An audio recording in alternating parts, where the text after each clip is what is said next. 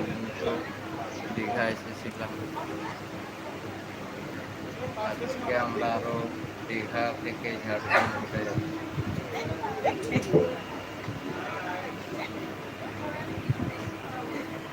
এই জন্য এরপর দেখতে থাকবো।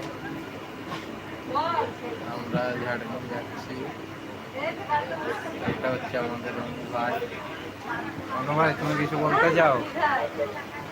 কেন, মন খারাপ নাকি?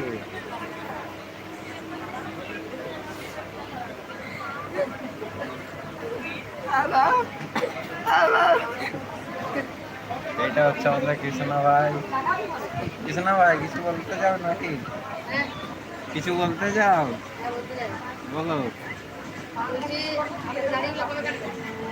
দাঁড়ে তো আমি কাটবো না, এমনি দাড়িগুলো রাখার বক্তব্য আছে। কি বক্তব্য সেটা তো বলি। ওইটা তোমাদেরকে জানতে হবে না।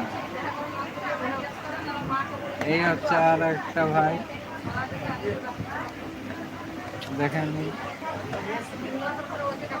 কিছু বলতে যাও? বলছে কোনো বক্তব্য নেই। ট্রেনটা চললে আবার আমরা লাইভে আসবো, এসে আরো কথা হবে আপনাদের সাথে।